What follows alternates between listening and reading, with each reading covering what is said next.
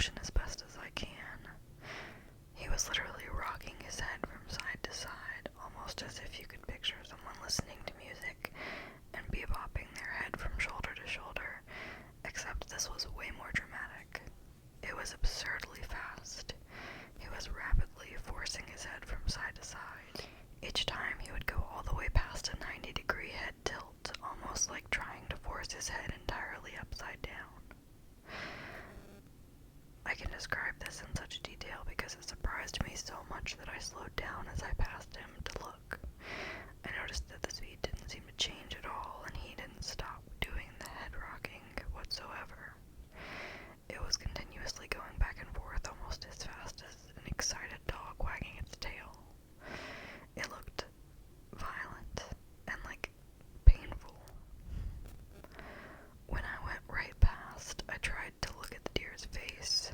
It wasn't looking at me or my car in the way that they normally would stare, given the deer in headlights look. He was looking sideways. His eyes were wide, I guess. I've never really spent time examining the appearance of a deer's facial features. Anyways, I guess I'm asking if this is normal for deer to do. Maybe it was just because it was so late at night and dark on the road, but I found it really unsettling. Truthfully, it creeped me out, and I couldn't stop thinking about it, which is why I'm writing this today. I couldn't find anything like it on Google. I need to ask somebody if this is just a really weird behavior that they do. Part of me feels like I should have stopped my car and checked on him. Part of me wants to go back and look for him. I'll go past that field again tomorrow when I go to my girlfriend's again, but I'm not sure if I should stop. I guess just tell me if this is normal or if it's dangerous for me to go look for him. Thanks. Update 11/21/2009. First of all, thank you everyone for the suggestions and info. I'm not sure exactly what kind of deer it was for those that were asking, but I'm pretty sure white-tailed are most of what we have here. So, against a lot of your suggestions that it could be rabbit or something, I decided to just quickly stop at the field on my way over yesterday. Right around the spot where I'm pretty sure that I saw it, I did find some blood and fur. Don't worry, I did not touch the blood, but there was enough blood that I could see it pretty much in a trail that went towards the woods on the other side of the field. My girlfriend would kill me if I was late, so I had to head to her house before lunch, but I stopped again quickly on my way back at night. It was after 11 again, and I brought a flashlight. I followed the blood trail to the edge of the woods.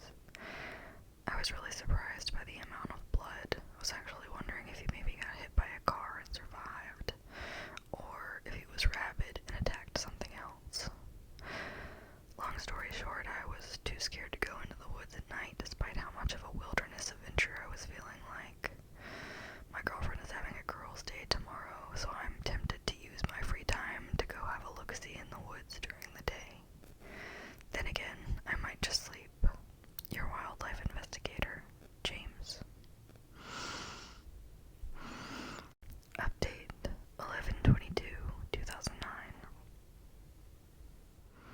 Alright, y'all. I was lazy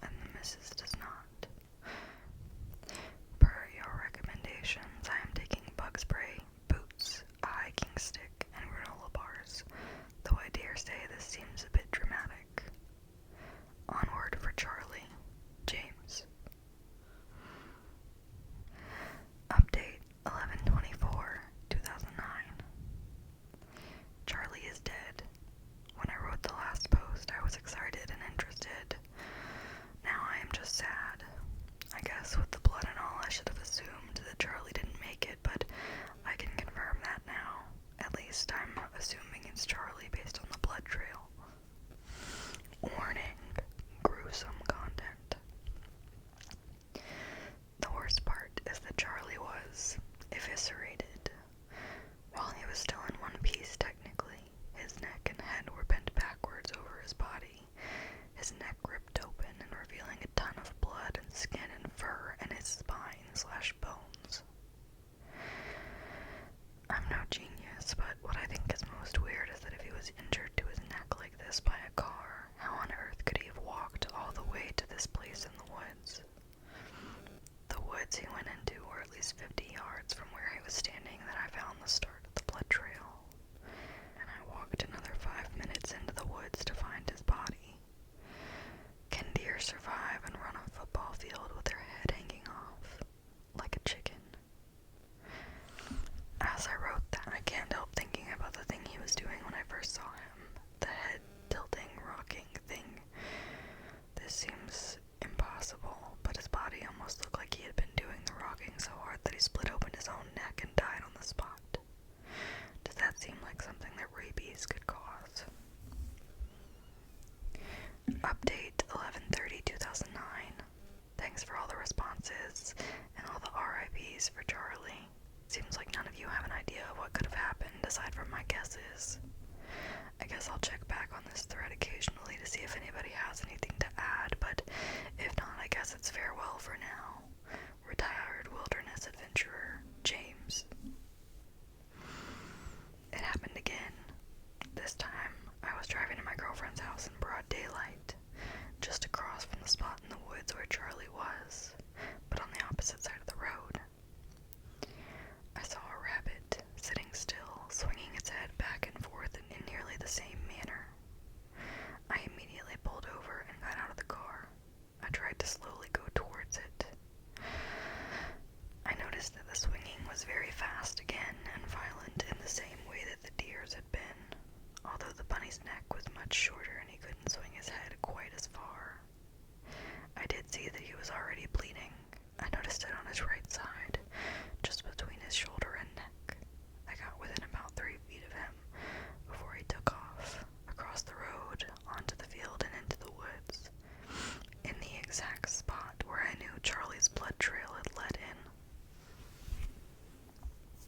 I'm writing this from her house. I'm too anxious to wait. I'm going to go back in after the rabbit tonight on my way home. Update 12/10/2009. After this, I'm not sure whether this thread is the right place for this adventure at all. I pulled over in the same spot as before. I checked the time. It was 11:11 p.m. last night when I left my car. I took my flashlight and headed back into the woods in the same slightly stomped out trail from my previous visit. Charlie's dried blood was still there. After a few minutes jog, Charlie's body was still in the same place. I looked around the area. It was nothing but dense woods, so I decided to continue walking in the same direction Charlie had been going. I walked into the woods for another 10 minutes or so, and was about to give up when I saw movement above me. I shined my light up, and there was a robin sitting up on the branch. It was looking directly in the direction I was walking, not at me, and it was swinging its head furiously back and forth in the same way. The movement looked even more violent in a bird. It was sudden, rapid flutters of his tiny head left to right and back again. I had to stand on my toes and wiggle my flashlight less than a foot below the bird to get it to fly away. It darted straight through the woods in the direction it was facing, and I had been walking, and I charged after it. I'm not sure how long I ran for, but I kept my light ahead and was able to get glimpses of the bird and keep up with it. Eventually, it took me down a very steep hill, where I fell and slid sideways into a small clearing. It was the absolute strangest thing I had ever seen in my life. The first thing I noticed was that there were animals all around me. They were all dead, and all in the same way as Charlie. There must have been dozens: birds, squirrels,